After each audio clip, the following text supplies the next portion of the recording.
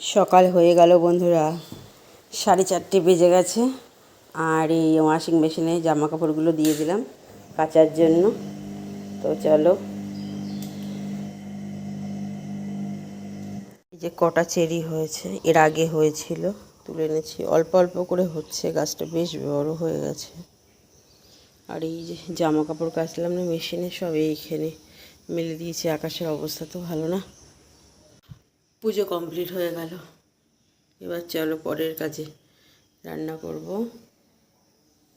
ঘন্ট করব, আর আলু দিয়ে লাউয়ের খোসা দিয়ে ভাজা, বেগুন ভাজা, চানা হবে, আর মুসুর ডাল হবে। রান্না কমপ্লিট করে দেখাবো। তো রান্না কমপ্লিট হয়ে গেছে, চানা হয়েছে, আর এদিকে লাউয়ের ঘন্ট, লাউ চকলা দিয়ে আলু ভাজা, টক ডাল আর বেগুন ভাজা। কুশান কুশান কভার নিয়ে এসছে, এগুলো ভরে ওই ভরেছে কালকে রাতে বসে বসে। কেমন হয়েছে ছাপাটা দেখ। বসে বসে বাদাম খাবো, যে বাদামের প্যাকেট একটা ঘরে ছিল।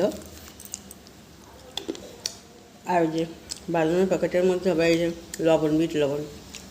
এখন আবার এরকম কৌটো সিস্টেম করেছে, ভালো। 1:45 বেজে গেছে, আর এই যে ভাত বসিয়েছি। আজ এখনও কারেন্ট আসেনি, কারেন্ট চলে গেছে অনেকক্ষণ, 11টার সময়। তো কতক্ষণ আর ওয়েট করব।